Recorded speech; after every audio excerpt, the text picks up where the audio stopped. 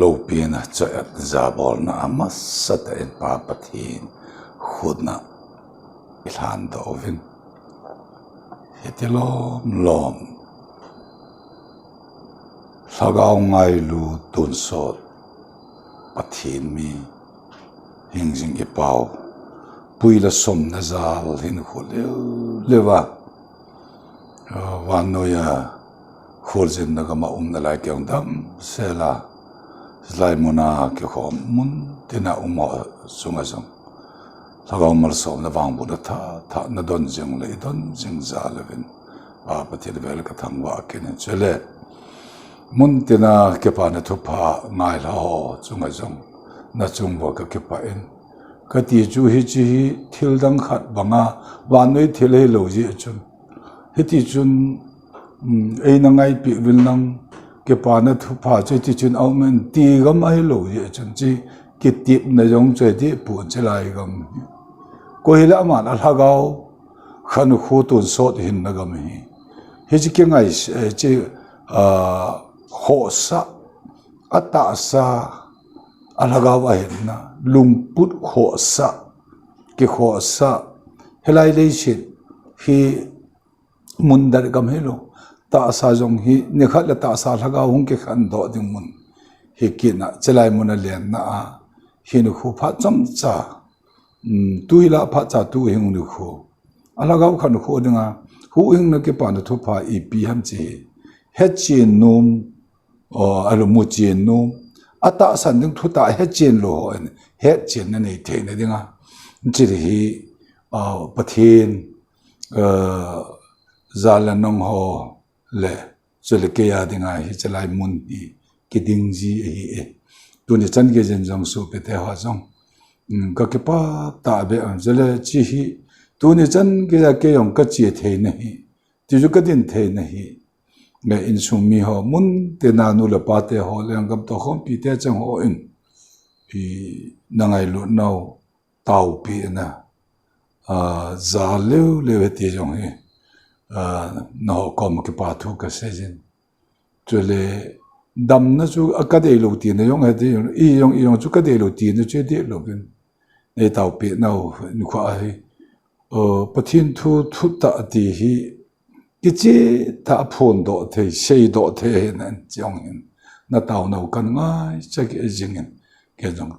tau na nan ge do jong kan ge do jing ti hong chu kan be sei do no men tu ne da na din pi ding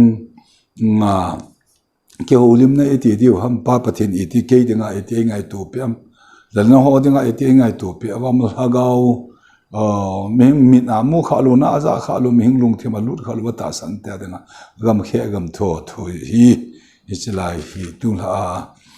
tu na thopi a den pino mu su pathin hingjing khopi ti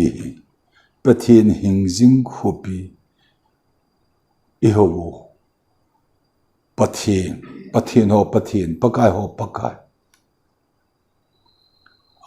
ama chi khopi chu ta ke sei chu ipido lam ke jong ka the de pon chi pakan e ti e sei pi bam cha ding chun bal chang han jong ka ni jin chena ma sa ta en pathin kam sung su ga simuti efesas bung khat na chang thum chang gup chan ka sime ipokai Yesu Krista pa le pathian zala wan mun tinal hagaw wang boda tin changa wang e bo pau chu thangwa en jing han pathian angai lut na zala ama mit ma thingna nul na be hin diwa Krista sungel e ho hi wanoi kisim do masanga e na han do sa wa hin aman adeila tup dung zu ya Christ Yesu Krista wanga alam thu chapate e theina diwa ama dinga e na chum khan do wa hi hichi angai lu ta achapa zala man beja e piu thil pi lo pi chu iwa choi diu adoi a hi ti to Hebrews bungu na chang som ni na yong kasim tha ya hi ko ma chu Melchizedek thim put dung zu za tu so na dinga thim pu chung nga pang Jesu chu ei ho thal hanga analut masa he tai ti hito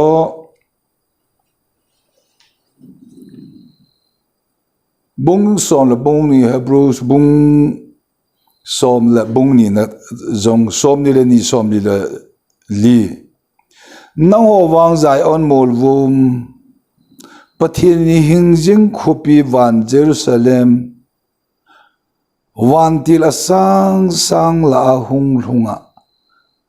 kipa thanum lewana kisun lu sa aping masa chengsi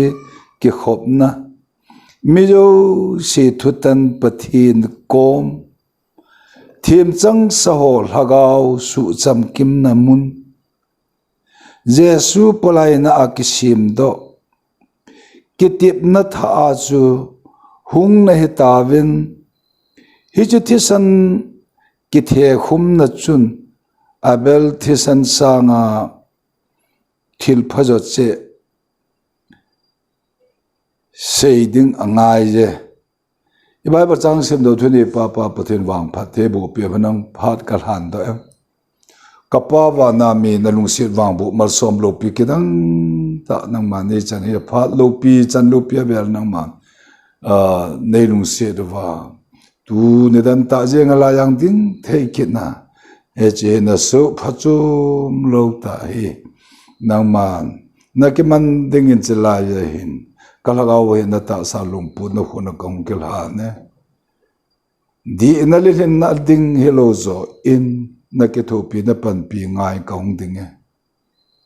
pathin hingjing khopi ti kapa chi kading in til kho ta lo pi nang ma e sei do pi a thungai ho ding a jong nang man e sei do sa ding in kapa che a hin mi him min amu khaluna aza khalo meng lung thi ma lut khalo ta san te de gam khal te thui lagaw thing kapa nangin nara cha mangin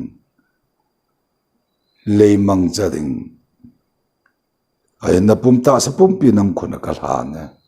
thungai ho chunga jong na phathe na wangbu malsom na tha malsom dingin nazar Jesu Christa menin kataw pe dam na thu ka phung lagaw malsom na tha adon the na bin nazar Jesu Christa menin kataw pe pha do iza kai nang khonen lan do in thoki ka pakai Jesu min kataw halule amen pathin hingjing khopi ti hin ho chu chi chungchang a hen mi him le chi cho mi him khat ja wa no chon si le ti pau edana ko na mel ma satan za la pathin cha pa adam ti chu pathin cha pa adam anake ko ya chelai muna eden van kot ki hong anake ti cha anake ko na ko na satan devil gului gulte ti chu chu agalu na pathin to ba nom na agal hem na achun ba sa ding ba na ding achun sila phayat na pa thei phung e ti chu hi cha chu na gal hem kha en chi thum na gal hem atui na lam ta satana atui na lam ta bana pathin mun achuna pathin aba nom na lai ta mun achun e je nu me nu cha gal hem acha chun agal hem lan keu helewin aloi pa jong alhem pu in aloi pa chun aloi nu ngai lu na za la chi epitidam thi na ji thei ani ban cha ne ti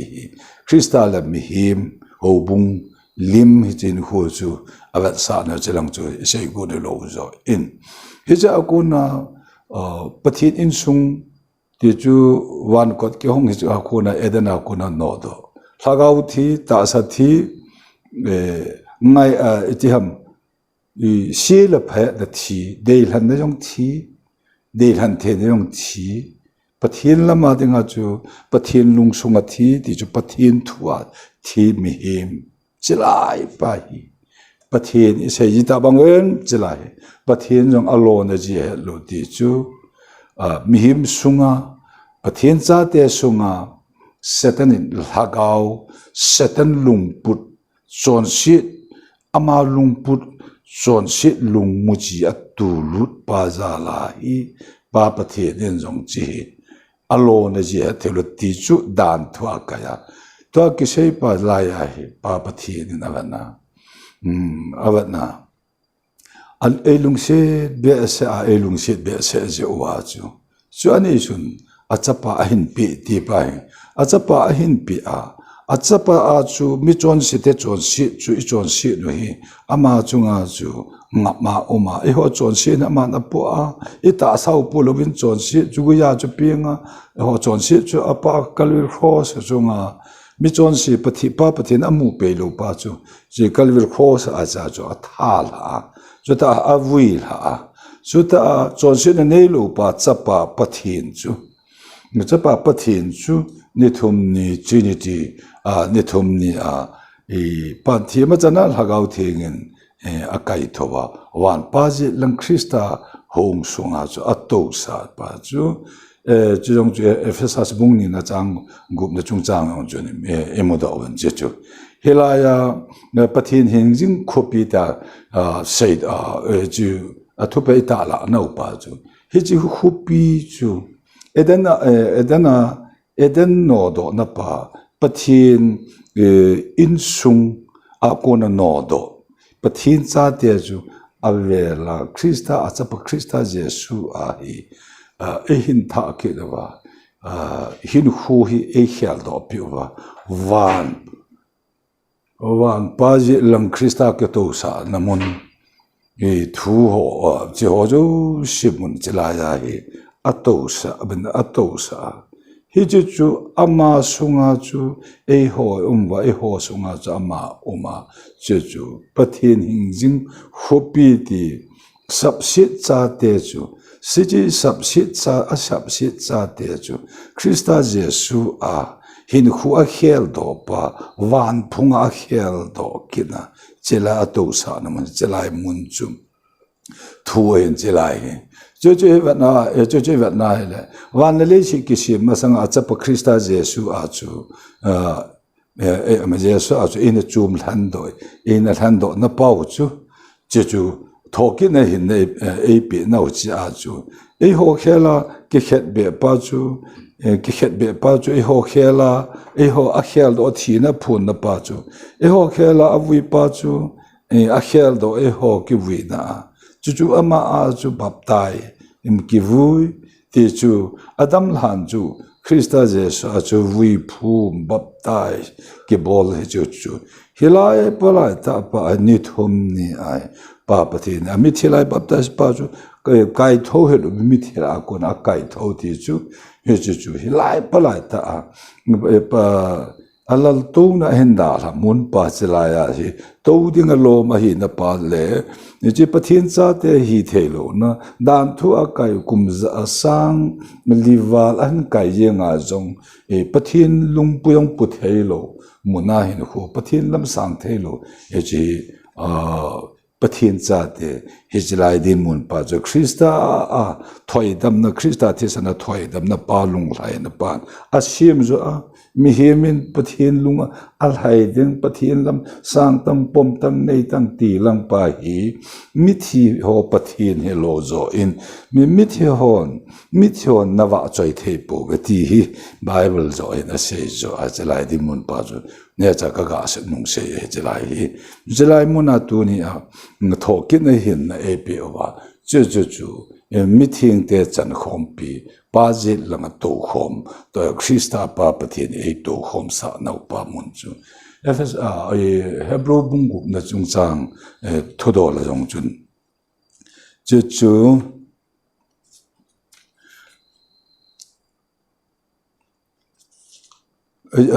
mi eje ba isim do no chu tempu chung nunga pang Jesu chu e ho thalangin analu masa heta e ho thalanga lu masa hele athaleng e ho jong hi chi pathin hingjing khopi chun za chun lu theina pathin insung lu theina pathin hingjing pathin za te in ipau insung avel lu theina chu inei ta ve thilzo se chu Krista Jesu a chu hu in cham kim ke ja cha chu na na pa chu alo pi in so the so khatna Jalanga hin chilai hi kadei be se kichu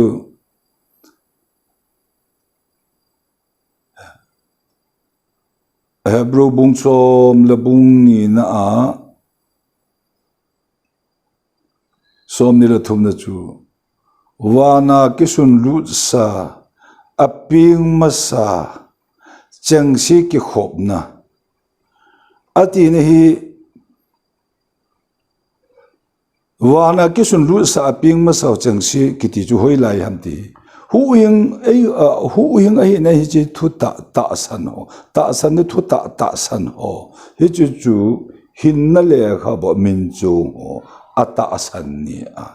chu hu hing ni chu chilai chu ai ping ma sa chang si ki khop na se le la ya hi min zo mi zo si thu tan pathin kom ati hi Thiêm trăng sa hồ lagao su cham kim na mun Thiêm trăng sa hồ ni thum ni apa pathianin Krista lhana alup na pa ihelwa thipa lhana alup na ni thum ni apa pathianin thim achan na hi chu thu ta san ho chu chu thim achana akai thova akai tho ti chu Krista hinu khotha atun so hina akai tho na chi thu ta san na hin ta san ho chu thim chan na chu pa je lang hen pa je lang e to na ho e to sa na mun pao hi chi alo pi dan hi thim chan sa ho ti chu thim chang so ti chu Thêm hiểm lắm bị mi chọn sẽ thi chú thi cái thâu ta lo ba chú mi chọn sẽ để chọn sẽ thi món nó trăng lâu chọn sẽ hết phải lo ba chấp ba bắt thi na thi mi chân nào ba chỉ thêm chân sa ba thêm chân na ta san hồ chú chỉ ta san hồ chú chú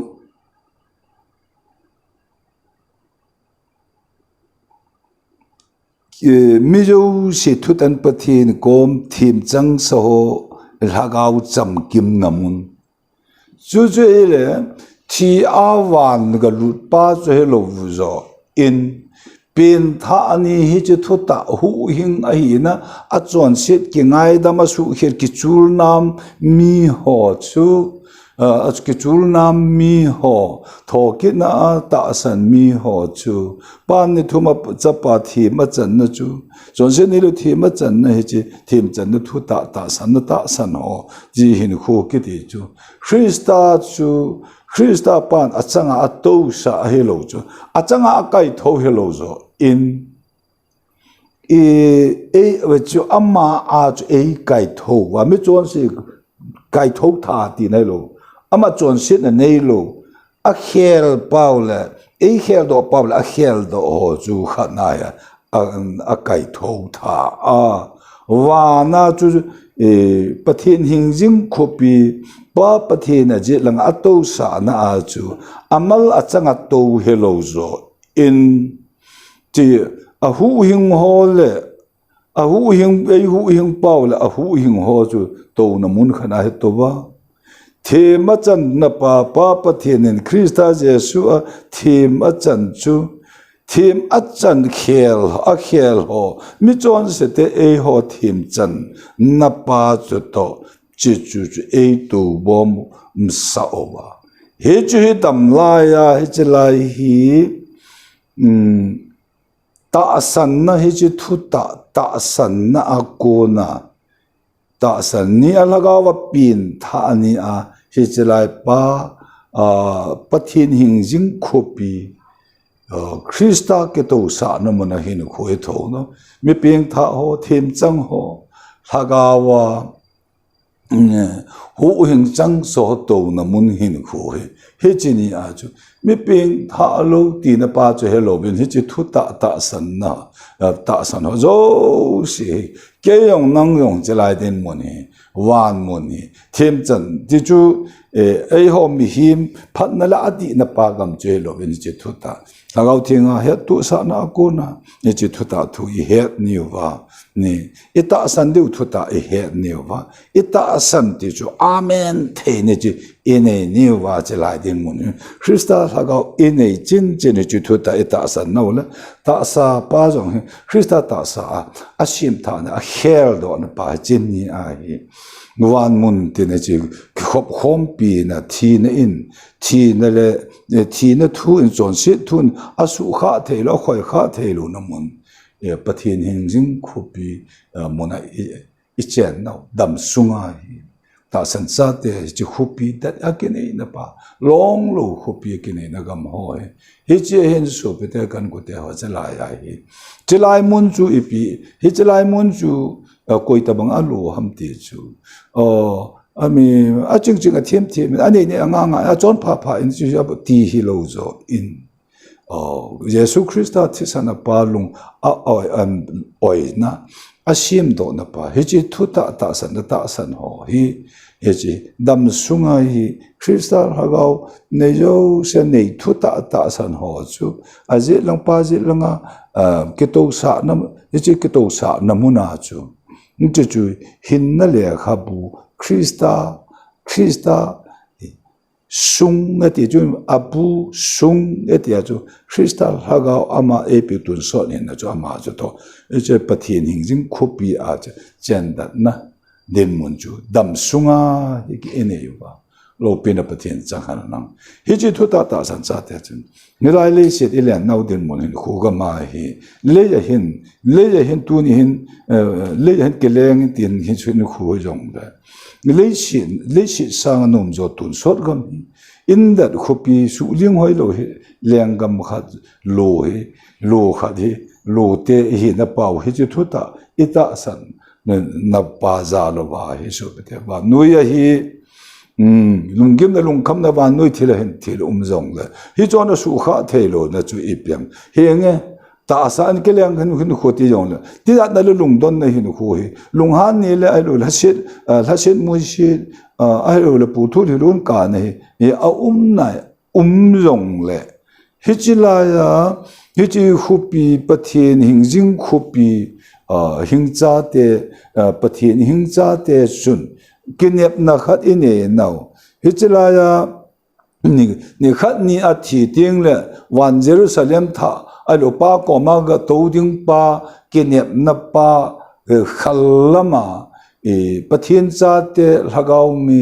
thoki cha te jun dam sung hi wan gam pathin hing khupi hing jing khupi hi lo khat akine ja helai le she na hi ta sapa hi aman sa kina lengam ke pa na thupa ke to na dinga hi chi ta sa heloi khaloi ta sa hi pathiani I mading ati lop ti lang helovin ami ka se na helo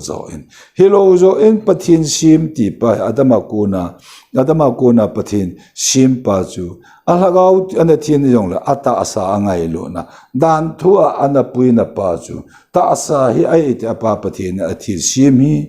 athir sim hi don lo na koi puya hi je ta sa angai lo hi je ta sa pa hi angai lo dan athir sim alung si dan so pete ho chu ken jong kan he thim pun kum pholai chang pi hi je ke ta bang loi nong chu a he thim lo ni nong ka ta san ami ka kin mon rang chai de pun thungai la lang ho danga chu hi je hin khu hi ya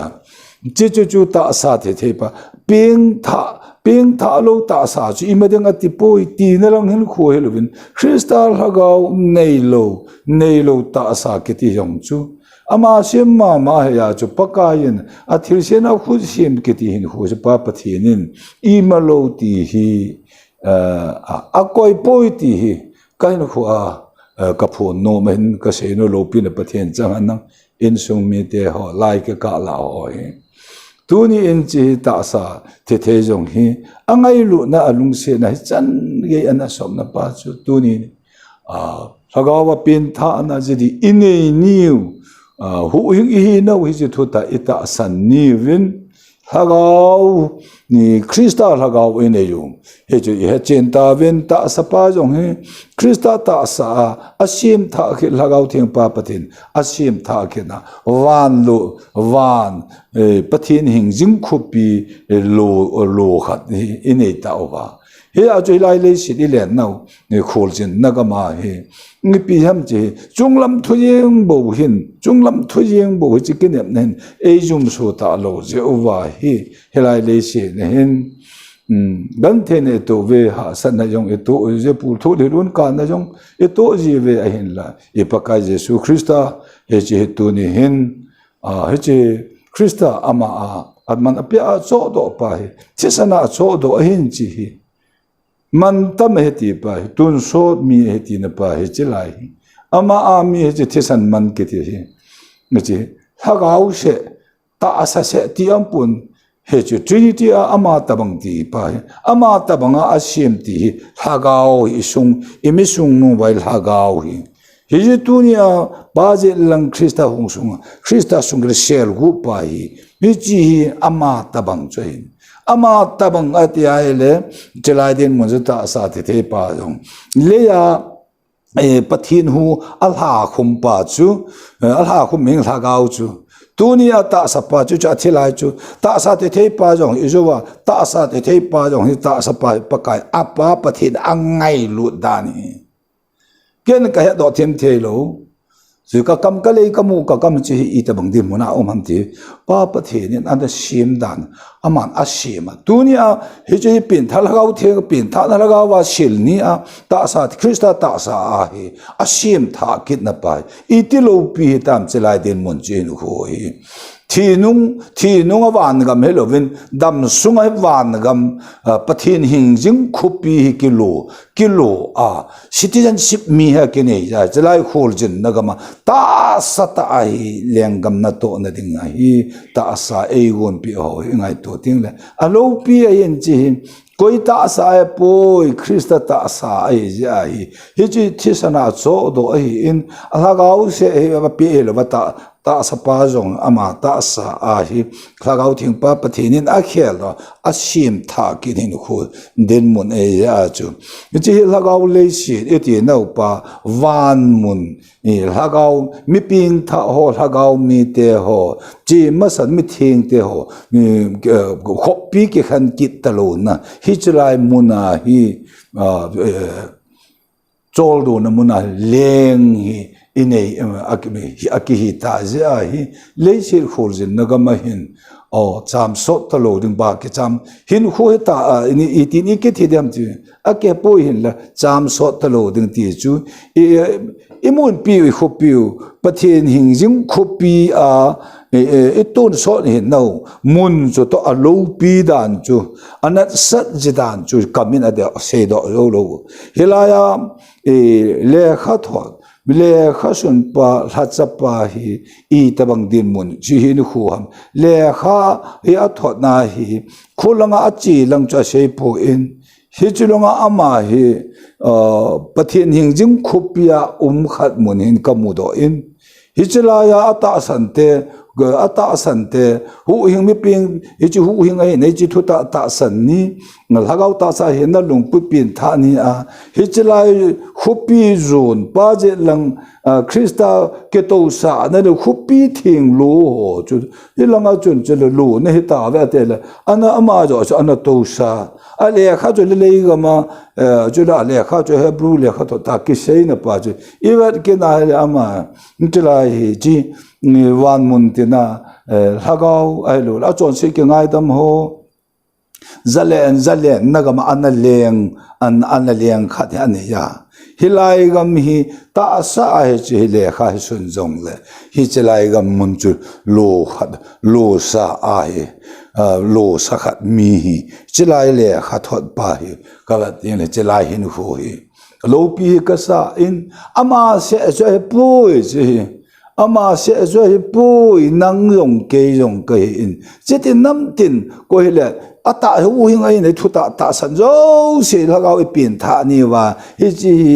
khopi ki khan kit ta lo hi chi khopi a hi ki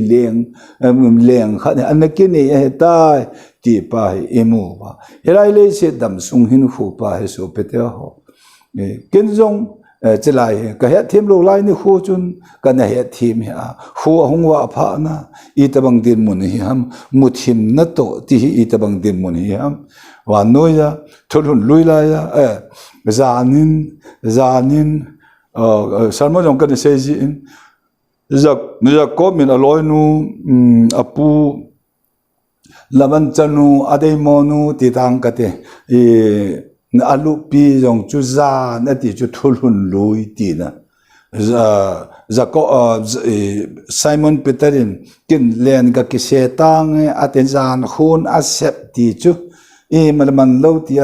zan khu ati thulun lui avat sa je thulhung ma sa mai cham thil hin lagaw lam hen lol hin na ma cha am lo chi avat sa na pa hi tuni in thoki cha te helai le se dai ki lenga ipm bol di I bol di e ho khal la kha di kitil ho to chi ding din mon pa chu ipm la ya tuni in he na da chi na la ho he na pa ipiha ta sa ro le lunga kho he na pa le khabudang vanoya le khabudang kho he banga hi bible pa he na gasmi ga sei pi the yong de lo tu a se jo pathin hingjing khopi chu chi nele thip na chela ya chu koi ga che agamu the je tu ne dan na la ya ding pa jong hin pathin hingjing khopi ti chu iti agamu iti che tu ni dan ta je nga hi helai thu chu se ham ti na pa chu he che kalha ga u zo in che a phon zo ti chu kalha ga u zo ti ne zo hu hing ne Jesu Christa ei pi utun so nangin jong na nei de ken ka nei pin tha na Christa lagaw nei mi ho hi ta sa jong lagaw thing Christa ta sa asim tha na pa ta sa na lung min nai pa ji lang Christa ke tu sa na mun pa hi chelai hi chu salmon ka se pa chu wana kapa phulo ki pot do so de ti na lai ta pa chu hilaya edena pathin chapa asim lai ta apang lo chu ipiu ma ham ama ta banga asim chu alagaw hina ta sa lung por asim la apang lo chu ipm tu la ya lunghan lungton ai lo le ipiha gucha la cha zon than hoi june mo jong tu tha ho hi chi pathin mi adam asim la ya chu pang lo chu asim tha lo edena satan ga lu na hi chi pa hi chi jo hu anne chu pathin phu lo vin e ho pa wa aliki e ti di wen chu hi chu satan phu jo pa chi lai ke kala hi chu ni chu Calvary cross cross chama awal thokin na hin na piwa dunia hi pathin hingcha te hi hu hingcha te hi paji lang Krista hong sunga chu he che pathin hingcha te pa pathin phu mi ho wang thokin na hin kai thok tha paji lang tu ho chu he wan lama hi ijung hi wan pa je lam pa lung sunga ijung a kho a wa noi langa I phung I pa u I gao pa hi ti hi di chu wa noi ni chi ni I phat nau I chon phat nau I nun nem the na ho Krista a lung put I chon na pa din mun chi ni khu chi akilo diu che lai pa thu sei the mi tun itin bol hu tin ya hin ho in ya ki se yong la ka hin hu ka va do wang hi he chi la hindu ho la aka cha ka thu sei na ho so pitor ka sei da ho ka va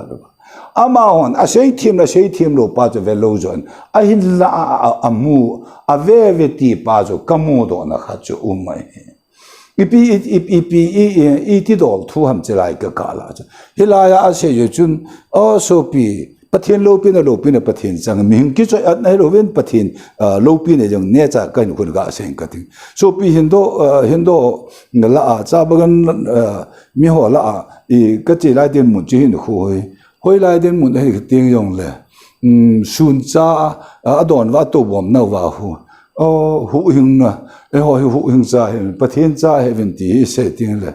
해저 주 안gai 놈로 용주 um토나 바다 주 um토와 ai vàng lại chú cái pan nó thu phá chú hình gà sẽ email hết rồi cho lại hết lục phá rồi hữu hình hiện nào bất thiên mình ngày luôn na bất thiên ra hiện này chú chọn sĩ cái ngày đâm nó thu hi cái nào mà chọn sĩ cái ngày đâm nó thu chú cái gì bị là cái chọn sĩ ngày đâm na ngày đâm na hiện nay là bất thiên bị hình dung copy hiện nay là khắp các mình gì chọn sĩ cái ngày đâm số hiện cái chuột nam pa hi chỉ cái say nom bê sa amma ho ajo step tu na ani ne langa chu amma ho chu cái gì bị bố chú ya amma ho chun chỉ lại đến môn chu angai là ngày lo pa chu lấy lại đến môn chu à ipi iti cái nam se lại com pa ba lại à hi đến môn hi ta hong cái som loi ul ti ta ham ta im ho ji ngai jong a va no chu dam lo i ta bang đến môn hin kho hi atu khao ham hichi gã sẽ mua lô kia bao giờ nó cầm chơi ra, amma bang lại amma hon atta san nấu pa hin hu hu epi ham, cả thuê xây sang à, cả xây đồ sang à hichi lại rồi cái eti nấu chú Christa, bây giờ là hichi lang rồi amu nấu pa giờ là chú, đam lâu ho in, đam na tàu na angai ba, hichi lại tàu na thil ha in asugan thế thì thế ham, hichi đến muốn họ hình khu bôi thì họ nó mới pasal ta trong chuyện khu ba, hichi lại đến muốn họ chú Nazareth Jesus Christa mình tàu na cái này bây giờ, Nazareth Jesus mình na tàu chú, lao tiếng papa thế nên hình dung papa thế na su đam gì à, hilaya amu pau chú, angai na lang za pa helovin amu tho pa wahin. amu tho pa wa na kelang ti chu hatsa hon le kha thot lang hi va ke na le chu o te ta sana chapang lagaw lama chapang cha ka he ja ai la hi ham te ken jong asu sa jong ka ya thelo lai khang din mun chin kho chu he ja ala bible langa yong hi va ke na he le Christa chan ka zo bongin ke chan hi zo mun ti ho i pia se na wa ma dam o ti chu ala mi him na lama ta sa khoe na ro le lunga he na pa chu I bol dinga ai le chelai pa chu chon phat na lang pa a sei pa chon phat na chu bola I ti a bolam chu ko pi a me chi ama chan tho pa chu hung nai lam ji a chu I pi ham chelaya so pi kha nen ha cha kha na sei the na pa chu Christa lagaw ane ya ta sa Christa ta sa lagaw thing na pathi ni na sim tha ke na lung tha thin tha aput na ko na he alung put chu Christa aping tha lo wa Christa lung put pa chu hello zo in Christa lagaw ane ya Christa ta sa ane ya Christa lung put cha ne ya Israel ya hi gen kho hin na le kha bu a min chung mi hilai le se da hi alengam na tong dinga hing na hi na pa a chu ama chun Christa chan azop langpa hello zo in Christa ama sunga ama Christa sunga a na lungpu jong Christa lungput aput na pa chu aseya ama hin hu a thu na se zo chu Christa za la he chapang cha ke wa nga hagaw lama ti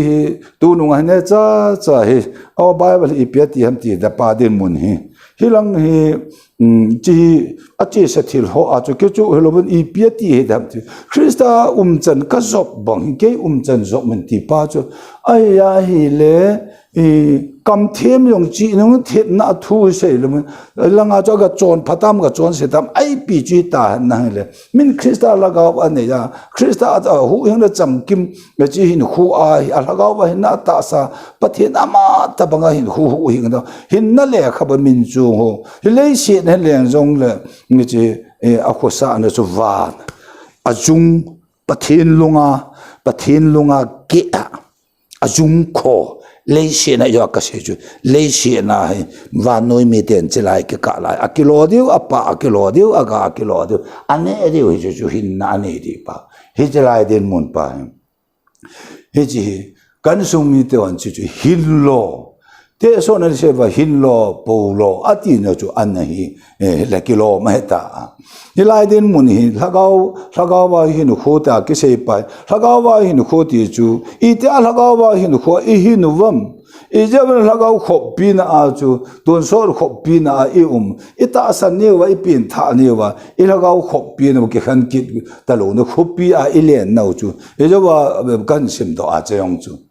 he chu din mun chu dunia he zai wan le shi he chi lai I chen sung wa he I khol jin na gam wa he zo la cha pu la cha no ho en pu no a se na pa chu Krista chan ka zop bang na ti la ken nang ma chan ka zop bang ati le nang hi na a hin hu chun hi nang hin hu a chu ka hinge ti na chu mai ya Krista lung put Krista chan ati na pa hin hu heta chu mu the hello chu alang the lang hi chu ji ha cha pu chun ji Krista a ha ga ba na ta sa lung put Krista am lung put chu hin hu cham pu na hin na chu wan hin na pathin hingjing khopi hin citizenship mi chu le ya leng hin hu chu he chu thu se yin ji lai chu ka se ji cha thu se yin them hi jong lang ti pa chu them hi jong lang ai bi chan chu hoi hi jong lang ai bi chu hi jong le nei ki vat yin ta ven ti na lam ti lo pa chu gam la na om pu ta ka se na lai pa chu e jo wa ne cha ka ga se chu mu lu khi pal e jo ta bang a jong chu ka ga se he ja chu ho chu I pi ham ke mi phalo mi gunda mi chon se kha chu hi chu chun I pi dam the ni ishodamen tin I pi ati hello zo in hi chu I pi ham ka hin na hin amu ve ka mi sung nu I che ga we amu ve ti ne chu lo pi ne pathen cha han chu che wan no ya hi na wan no sal wa ne he ve ati ne chu wan hi wa dan de lovin muthim ga ma he wa ding he ve ti chu wa ding ti pao chu thau me ne lo chu wa ding ti de lo ba thau me chu a wa hi yeng he ya chu thau me chu a wa hi yeng a I chi lai chun nei ve wo ti na pa jong chu the ta lo ba he lai le shi len dam lai shi na tu pi pen lai jing wa gam la be ding atame kan ko te ho tu ni in jong Christian ti in kimin won awang hi kimin wo cho ka tai tom pu Christian ya Krista lagau nei lo Krista lagau nei lo ke ti chun lagau thing pol na tha mal som na tha dong lo ti na pa din mun chu isu de ping tha lo lagau me lovin lagau mi chan ga tho na pa chun mi mu thei ka hi lo ding dan le mi he thei ka sei do ding dan kamu le kaza imu le iza ole I he no I them khao agam I chut na ho ti phichiwang nil thelo hin kho che ti nga hele nei ke vet ti na lang pa hi a hi ti nga I bi bolam ka ngai a chlai ka kya kha no ba pathin za la chlai hi chu chu ti nga hele chlai hi e pi ham gam I ti ke ila da de hom Christian te aminji Christian na pa awang chun tu a ho in kai te no ke pha a I pot do te nga la Hindu tong ke kin na thei chu ai la Christian jong chu ma khuwa ve nga ke cheng ke jong chu ki kin na thei le ke chu I ti ham lai ke ka la pa chu ala pathin hing jing khopi chila ya khopi ki khan ketalo na chi khopi eta san thi nu lo ve dam sunga jon set lama de nga I thi wa ne ke vu e vu wa Krista je so e ke vu na he che thota ta san cha te ho chu thau ki cha te he wa he chila ya tu ni a chila ya idam sung lo ka dam sila ya he ka thi ta lo de chu lo pin na ngong na thi ta lo de a ve la ki thi ta lo de chu na thau ki cha te hin khu chu he chu wan pa je lang Krista hong so to mi te ho chu thi thei ta lo he chu ko ile man sol cha pa na ta san lo la chu na he na ta thi ngong le hin ding ha ta thi na ko ne hin na ga kai chu o chu lai chu I ti thi thei lo ding o thi thế lo thi thế xuống thi thế lo thi thế lo chun thi thế pa thi thế lo wa avona chế lại cái cả là pa chỉ dunia nang le na ta sa jong ni mi ke ka pha jo lo na ti na chin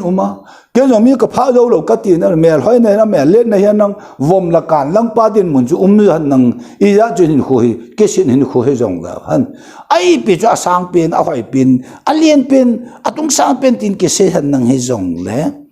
a hoi mo pen a neu pen a vom pen a mi mo pen ke ti hin khu hi jong le chi sa ama krista la gao nei jo ho chuจะปะเทียนมิมัวจะมาหัวจะมีหอยนะเราเป็นปะเทียนจะมีหอยจู่ๆก็จิ้มโลลานูก็ที่จู่ๆมีมันพลังเวอินมีมันพลังเวอินปะเทียนสูงลำทุนี้ปะเทียนจะปะเทียนแห่งจึงคบีcitizenship มีหัวอีป้าแบบนี้อามูฮีพีเอ็มทีฮีคนที่ตาสาวนะเทเซฟิตินไอ้โลลิสัมกังหูตินอิมายูเกี่ยกายยังตานัง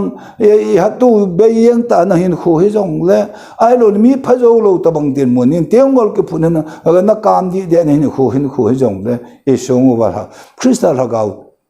เจนจิลนะมีจูป้าปะทินอาวัดจิมโลหิตินป้าหินกูเราเป็นปะทินจะหันนะมีหลายเลสีที่เลยงวานเลยงวานอาศัยนะจูอิติหัมกันเทนะจงกันเทนะจูอากาเอาเมติอิกิเฮตาจิอวาจูกันเทนะอิทอกุดเทตาวาเราเป็นปะทินจะหันนะเสียเสียนะจงมันเอเสียเสียนะจงเลยเอเสียเสียนะเลยโอ้ป้าก็มาอากากิปามันลัลลูหัวกัสสันดิ้งและนัสสันดิ้งจูยี่จูนับดิ้งเลยจูยี่เสียเสียนับป้าจูนังละเกียร์ดึงอ่ะยี่เสียเสียนับป้าจูหัวดึงอ่ะวิตามินพัดตาปงเหตุนัสสันในตัวว่าดิ้งมัน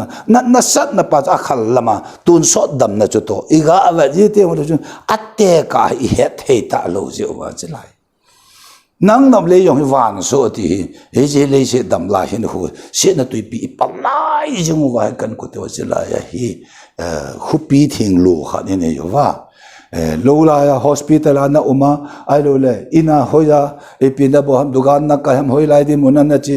หางวุ้มลังนักการละนงกุบสุหินฟิองเลยนี่จีนั่นไม่สุงนุงขัดวานละมาเอเจว่าปะเทียนหิงจิงขุปีตี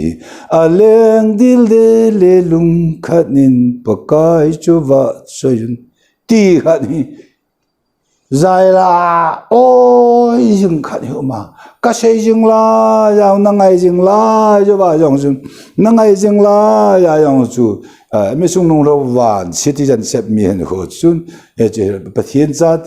ถ้าเกามีเตหอมีปีนท่าเดทุกิจซาเตจะลำทูที่สันอาจกิจโดซาเตจุนอิมิส่งนงจุงลำอิลฮาลาวินคริสต์จิงบ่หลังไงนั่นนี่จะได้จะทุนกาลยังไงทุนกาลละว่าจิงยงจุหินหิตโตก็มอลโซนะที่อัมพันนี่ป้าตัวกิโมตัวนี่เรื่องที่ฮียี่จีทุตาซาเตปะทินซาเตนจิไลอีกเหตุจิลตาจิโอวาจูอิมูจิลตาจิโอวาจูยี่จีจุนอัฐวจุนวานโนยาก็มายวานโนยานะลายนั่งยงเกี่ยงก็ลายสูมินามุขาลุนะอาจาขาลุมิหิงลุงแต่มาลุดขาลุตาสันเตดังกำแค่กำตุนกิเซจงละตุนถ้าเราลงแม่น้ำมูเทจุดเทยาวเสียดินมันจีดูตัวดำสงเรียงว่าปะทินวันตีลินหูหิงเตหูหิงจ่าเตปะทินจ่าเตเอสอมว่าจะไล่ดินมันhow sata he le shi da jong he je aye ji pm ta sa pa jong krista ta sa pa patin angai lu tum ja ra gau ting pa patin angai lu na cha a chen che la hin hu aye in nei iman na ho ga mo ji he sei chim the lo hin ka gel chim the pun ka ngai tu chim the pun che la de mo noกันสุมิเตวจะไล่เดินมุนชอฮีเอเวน่าเลยเกจุนที่นุ่งฮิวานกันมาที่นุ่งวานกันมาจุนันเตหินละดำสุงฮิโยฮีดำสุงฮิตัวเนี่ยนี่ปะเทียนหิงจึงคุปีฮีเอจิตัวเนี่ยcitizenship มีฮีนะ Indian citizenship มีฮีนะกันนี่บังอาฮีวันละมาจงตัวสอดกับ citizenship มีฮีนะฮี kanita le nanita ya ipi olmo na umtaloba akisu nga pakai kisu haneti ti na padin munju aje chu kisun pidinga ama krista jesu apa pathedin krista acha pa krista jesu aju a hel do su pada ejul hagau ma a emoji pai he je phar bai kisung pilo thelo mana e omwa thi na jong hi I maluwa ingai to the no chu thi thelo chi ha ping avela ping ki ni no I he je no minu nom te he ve me melo pi te khorchin iban la jung hin gamla be ding atame gamla be ding insa in hang atame so pi ulana loi lo go rong mi lagaw la ma hin pui lu ding atame hin dam sung hin khu khaje ti din mon hi e khod u je sa ngo tin keng ngoi ho jong khai le sakhi tha bang je sa lo te ti din mon je ke tip nom na la ya ba hi athu pathing I se do ho pathin hing jing khopi ti na citizenship mi na hi na jo chu le si na khur jin na gama e gam la be ding na na alai na na alai thu ju se no ye athu ne pa pa den wang pa the bu pe ta le amen ka pa ka ke pa e dam lai wan gam thi nung tun so he je thu hi na ra cha mang tu ni dan ta je nga jo ka pa the nang ma hing jing khopi hi thi nung a lu he lo zo in tu ni a lu khat ka de wa ming kai ma sang wa lu khat ka ne yo wa he ji thu ta ka ta san ne wa krista la ka ka ne yo wa he ji la ka wa o la ka thing ka pa dang man ta sa thi the pa jong hi kanu oi songa kapi lo ta sa te pa yong na ma krista ta sa na khel to hallelujah amen nagama de nga na to na de nga ta sa lo pi ta dang man ne pi ta je ta sa he ka pa nup man the nup ma sei the nup ma hin ho le yong pe the lo vat nom mit he vat the na ai poi ti pai man thi sana man cho do e chỉ hiện nó lẽ không bao min chung, ô cái pa thịt, chọn xét cái ngày đâm, hobby chèn mi cái nào, lấy gì cái khổ gì nào, cái bàn, chấm khá gần đã là tiếng cột lên gầm, nó to tiếng ở trong cái tiền khâu na la như vậy, nó thui, thay là gạo thiên, hoàn không nên năng suy nghĩ, năng gà sen,